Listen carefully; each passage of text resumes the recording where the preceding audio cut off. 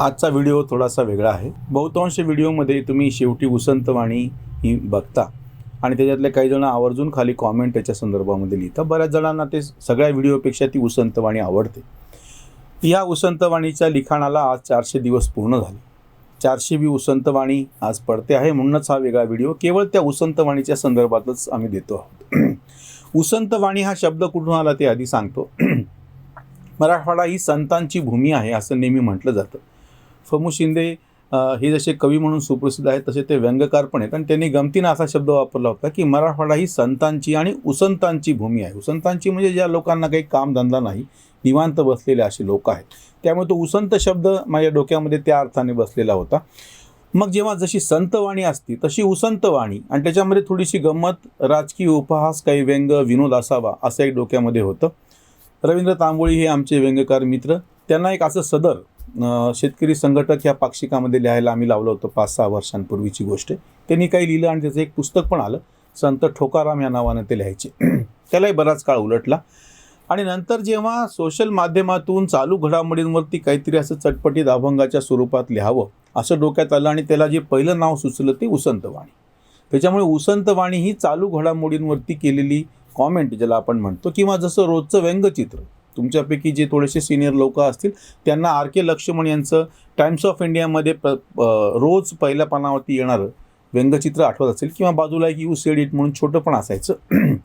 असं सातत्यानं शब्दातून एक व्यंग मांडणे यासाठी उसंतवाणी सुरू झाली. दुसरं एक ज्याच्या संदर्भामध्ये मी आवर्जून तुम्हाला सांगू इच्छितो की हे सगळ्यात मोठं याचं श्रेय ह्या सोशल मीडियाला आहे. असं आपण काहीतरी लिहिणार आहोत तर ते लिहायचं कुठे? कुठल्याही माध्यमाचा जर वापर केला प्रस्थापित अशा जुन्या, तर ते कुठपर्यंत पोहोचतं ह्याला एक मर्यादा आहे असं लक्षात यायला लागलं. मी स्वतः काही वर्तमानपत्रांमध्ये नियमित सदर चालवलेले आहेत, कॉलम चालवलेले आहेत आणि बरेच दिवस चालवलेले, असं पण नाही क्वचित आठवड्यातून एक लिहायचं, असं बरेच दिवस 4-4, 5-5 वर्ष पण सदर चालवलेले आहे. लेखही नियमितपणे लिहिलेले आहे. पण त्याची एक मर्यादा माझ्या अशी लक्षात येते की त्याचा जो एक वाचक वर्ग आहे त्याच्या पलीकडे ते जाणं थोडीशी अवघड गोष्ट असते. सोशल मीडिया मात्र ही अशी गोष्ट माझ्या लक्षात आली की तिची व्याप्ती आता इतकी वाढलेली आहे. 40-45 करोडच्या पुढे फेसबुकवरती असलेल्यांची संख्या आता गेलेली आहे. बाकीच्या सोशल मीडिया माध्यमाचा असाच मोठा आकडा आहे. आणि जेव्हा मी या माध्यमावरती ही उसंतवाणी टाकायला लागलो आणि लक्षात असं आलं की प्रचंड मोठ्या प्रमाणामध्ये ते लोकांपर्यंत पोहोचतं आहे. विशेषतः एखाद्याला जर ते आवडलं की तो लगेच शेअर करतो आणि दुसऱ्यापर्यंत पाठवतो की लगेच त्याच्याशी संबंधित मित्रांपर्यंत ते पोहोचतं, लगेच अजून इतरांपर्यंत पोहोचतं. अशा पद्धतीनं ह्याची व्याप्ती वाढत चालली आहे लक्षात आल्याच्या नंतर आणि लोकांच्या प्रतिक्रिया यायला लागल्या. ह्या माध्यमाचं सगळ्यात मोठं वैशिष्ट्य आम्ही वारंवार जेव्हा या ॲनलायझरवरती तुमचे 1 कोटी तुम्ही आम्हाला प्रतिसाद दिला, 2 कोटी, आता तर 7 कोटीपर्यंत पोहोचलेलो आणि त्या प्रत्येक वेळी आम्ही व्हिडिओ करताना हा मुद्दा आवर्जून मांडलेला होता की तुम्हा लोकांचा जो प्रतिसाद आहे तो सरळ आमच्यापर्यंत पोहोचतो. ते जे बळ मिळतं फार मोठ्या प्रमाणातलं ते बळ आहे. तुमच्या कॉमेंट्स असतात, तुमचे व्ह्यूज असतात, तुमचे लाईक असतात आणि ह्या सगळ्यातून हे तुमच्यापर्यंत पोहोचतं आहे. आणि फेसबुकवरती सुद्धा आम्ही जेव्हा अनुभव घेतो की फार मोठ्या प्रमाणात हे तुमच्यापर्यंत पोहोचतं आणि तुमच्या प्रतिक्रिया खाली उमटतात. म्हणजे ही उसंतवाणी एका अर्थाने ह्या सोशल मीडियाचंच अपत्य आहे, प्रॉडक्ट आहे असं म्हणायला पाहिजे. त्याला जे बळ भेटलं ते तुमचं बळ भेटलेलं आहे, हे त्याचा दुसरा महत्त्वाचा भाग. तिसरी एक बाब ह्याच्या बाबतीतली अशी होती की ह्याच्यातलं बहुतांश हे राजकीय व्यंग आहे चालू घडामोडींवरचं आणि ते प्रस्थापित कुठल्याच माध्यमांना ते परवडणारं नाही. आणि त्यांचा एक विशिष्ट वाचक वर्ग असतो म्हणण्याच्या पेक्षा त्यांचे काही हितसंबंध बांधले गेलेले असतात आणि त्याला ते दुखू पाहत नाही. म्हणजे सरळ वाचकांशी, श्रोत्यांशी, प्रेक्षकांशी, दर्शकांशी त्यांची बांधिलकी नंतर असते. त्याच्या आधी त्याची सगळी त्यांची जी प्रस्थापित व्यवस्था असते, भांडवल गुंतवलेलं असतं, भांडवल पुरवणारा असतो, मालक असतो, अजून असंख्य घटक त्याच्यावरती नियंत्रण करणारे असतात. पण सोशल मीडिया मात्र ही अशी गोष्ट आहे की पूर्णपणे तुमच्या प्रतिसादावरती अवलंबून आहे. त्याच्यामुळे तुमच्या मनातली भावना लिहायची असेल तर त्याच्यात सगळ्यात जास्त प्रभावी असं माध्यम हे सोशल मीडिया आहे. अजून एक त्याच्यातला महत्त्वाचा घटक म्हणजे जेव्हा ह्याला प्रतिसाद मिळायला लागला, काही जणांनी ह्याची भ्रष्टाचार नक्कल केल्या, त्याला अर्थात लोकांनी परस्पर ट्रोलिंग केलं. काही जणांनी ह्याची चांगल्या अर्थाने पण कॉपी करायचा प्रयत्न केला, पण ते सातत्य टिकू शकलं नाही. हे मी इतके दिवस सलग 400 दिवस लिहू शकलो ह्याचं श्रेय मी तुम्हाला यासाठी देतो की ही तुमच्या मनातली भावना आहे. बऱ्याच जणांना असं वाटतं की याला खूप चांगला प्रतिसाद कसा भेटतो आहे आणि त्याच्यामध्ये माझं श्रेय कसं आहे, माझा एक छोटासा भाग असेल निर्मिती म्हणून, पण ही तुमच्या मनातली तुमच्या मनातली भावना ओळखता आली हे फार तर मला श्रेय देता येऊ शकेल. पण ही भावना तुमच्या मनातली आहे म्हणून ती जास्त लोकांपर्यंत पोहोचते आहे. या 400वी आता उसंतवाणी ही तुमच्यासमोर आम्ही ठेवतो आहोत. पण ह्याच्यातल्या काही उसंतवाणी अशा आहेत त्या थोड्याशा वेगळ्या आहेत, त्या विशुद्ध अशा कविता आहेत किंवा त्या सामाजिक तेमाच्या एखाद्या प्रश्नावरचं व्यंग नाही आहे, उपहास नाही आहे, विनोद केलेला नाही आहे. उलट काही वेळा करून असं भाष्य आहे. उदाहरणार्थ महात्मा गांधीच्या ह्याच्यावरची एक उसंतवाणी मी तुम्हाला आवर्जून इथे उदाहरण म्हणून दाखवतो. नेहमी ठरलेलं असतं आपलं की बाबा 31 जानेवारी आणि 2 ऑक्टोबरला आपण गांधींच्या बाबतीतली जी भावना व्यक्त करतो, 31 जानेवारी त्यांच्या पुण्यतिथीच्या दिवशी 30 जानेवारी म्हणजे पडली 31 तारखेला जी उसंतवाणी लिहिली ती तुम्ही बघा. तुमच्या असं लक्षात येईल की हे सामाजिक व्यंग किंवा राजकीय ह्याच्यातलं हे नाही आहे. कुणी किती मारा गांधी ना मरतो, शिल्लक उरतो काळजात. गांधी नाही देह भौतिक अस्तित्व, पल्याड महत्त्व जाणा जरा. गांधी हा विचार सत्याचा प्रकाश, उजळे आकाश मनोमनी. निखळ निखळ गांधी एक झरा, मूळचाची खरा अंतर्यामी. नितळ निखळ गांधी एक झरा, मूळचाची खरा अंतर्यामी. गांधी खूप सोपा वाटे प्रचारात, आणा आचारात मग कळे. स्वतःची सोलून अहंकारी त्वचा, गांधी नाम रुचा बनलीही. जीवनी सत्याचा उजळावा क्षण, गांधी तोची कण कांत म्हणे. गांधी तोची कण कांत म्हणे. अशा पद्धतीची पण एक भावना महात्मा गांधींच्या संदर्भातली व्यक्त झाली. तेव्हा ही कविता अतिशय वेगळी होऊन गेली. ती काही जेव्हा चालू घडामोडीमध्ये बरेच जण असे पण कॉमेंट करतात जेव्हा त्यांना राजकीय विषय आवडत नाहीत किंवा परत परत त्याच विषयांवरती का लिहिता. जसं आमच्या व्हिडिओच्या बाबतीमध्ये पण टीका येते, प्रतिसाद मिळाला तरी तसंच तुम्ही उसंतवाणी पण का लिहिता अशी पण टीका येते.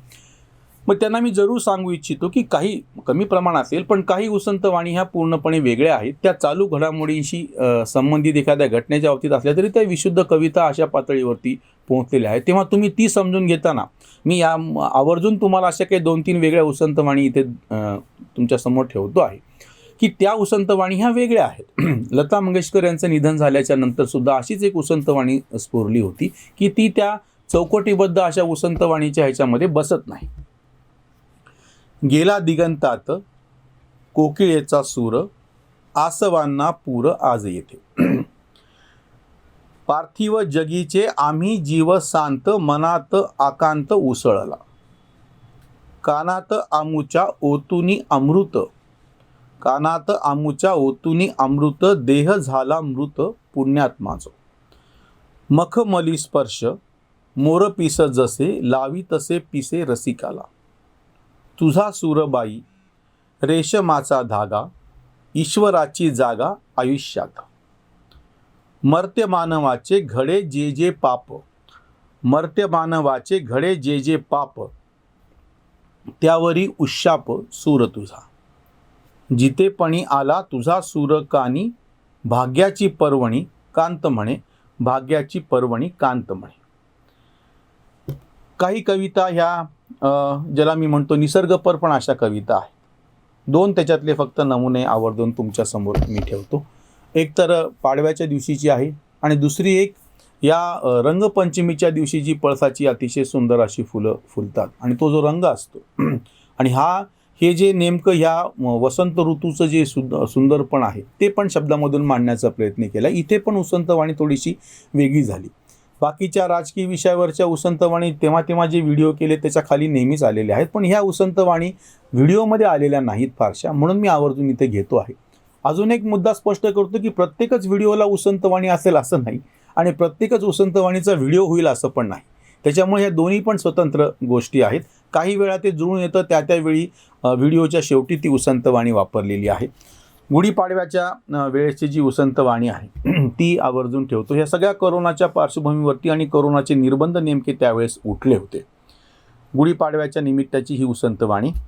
सत्य संकल्पाची उभारूही गुढी, कोरोनाची मढी खोल गाडू. 2 वर्षे झाले धरले वेठीला, दुःख ये भेटीला पदोपदी. मनाला फुटू दे चैत्राची पालवी, आनंद हलवी जीवनात. गळू दे सारेच सुकलेले जीर्ण, गळू दे सारेच सुकलेले जीर्ण, मिटू दे विदीर्ण चैतन्यात.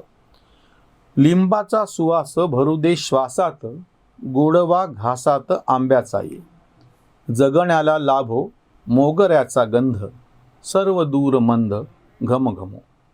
करूया साजरा चैत्राचा पाडवा, करूया साजरा चैत्राचा पाडवा, वाढवू गोडवा कांत म्हणे, वाढवू गोडवा कांत म्हणे.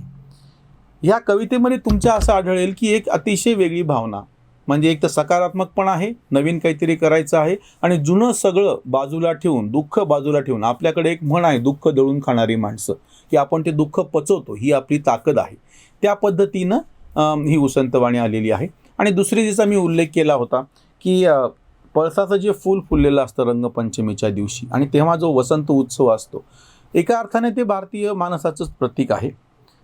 रंगपंचमीची लागली चाहुल, पळसाचे फूल भुलावते. वाढत्या उन्हाचा चटका जाणवे, पेटती वणवे जंगलात. ज्वाळेगत फुले डोंगरी पळस, कोणता नवस फळला हा. फांदीच्या टोकाला टवटवी नवी, कोवळी पालवी लोभसती. सुवासिक दाटे भोवताली गंध, हवा होई धुंद वेडाउनी.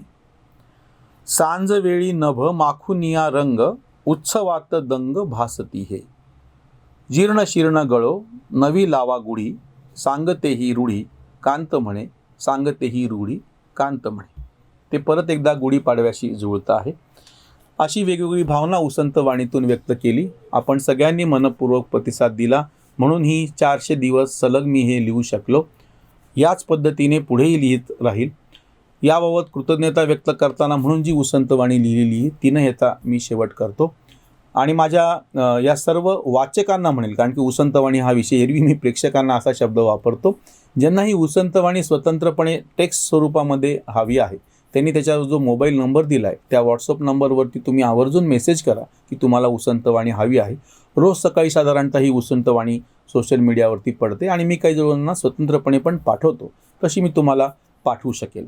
तुम्हा सगळ्यांच्या पोटी कृतज्ञता व्यक्त करणारी ही जी उसंतवाणी आहे. 4 शतकेही चालली पाऊले, पसंतीची फुले उधळली. टीकेचेही काटे पदरात काही, विवेक हा राही भानावर. तंत्रज्ञानाचे हे जाणवे अगत्य, तंत्रज्ञानाचे हे जाणावे अगत्य, लाभले सातत्य पोचण्याचे. करीती सूचना वाटोनिया हक्क, पाहुनिया थक्क मीच येथे. अपुरा पडतो अपेक्षेसी जिथे, मर्यादाही तिथे ओळखावी. आपुलिया बळे नाही मी बोलत, तुक्याचीच गत माझी झाली. प्रेमाने साऱ्यांनी वाहिली पालखी, प्रेमाने साऱ्यांनी वाहिली पालखी, मिटली तलखी कांत म्हणे, मिटली तलखी कांत म्हणे. मी परत ही गोष्ट निदर्शनास आणून देतो की ही तुम्ही सगळ्यांनी मिळून खांद्यावर घेतलेली पालखी आहे, आणि ही सगळी दिंडी अशा पद्धतीनं निघालेली आहे. याच्यामध्ये तुमचा प्रतिसाद महत्त्वाचा आहे. सोशल मीडियात हे टाकल्या जातं आहे, सर्वदूर हे पोहोचतं आहे, तुमच्या प्रतिक्रिया आमच्यापर्यंत येत आहेत, म्हणूनच हा प्रवास अशा पद्धतीने इथवर आणि नियमितपणे होऊ शकला. तंत्रज्ञानाचा जो मी आवर्जून उल्लेख केला की सलग 400 दिवस मी वेगवेगळ्या ठिकाणी होतो, वेगवेगळ्या गावांमध्ये होतो, तरीही मला कुठे अडचण नाही आली नेटची, आणि मी ते रात्रीपर्यंत उशिरापर्यंत लिहिलेलं सकाळी मोबाईलवरती टाकू शकलो सोशल मीडियावरती. ह्यामुळे तंत्रज्ञान हा पण एक वेगळा विषय आहे ज्याची आपण फारशी दखल घेत नाही, त्यामुळे त्या तंत्रज्ञानाचाही मी आवर्जून उल्लेख करतो. सोशल मीडियाचं ह्याच्यामधलं जे मोठं योगदान आहे आणि तुम्ही दिलेला प्रतिसाद आहे ह्याच्याबद्दलही कृतज्ञता व्यक्त करतो. इथेच थांबूयात. असाच प्रतिसाद जसा आमच्या व्हिडिओला देता उसंतवाणीला पण द्या, ही अपेक्षा व्यक्त करतो. धन्यवाद.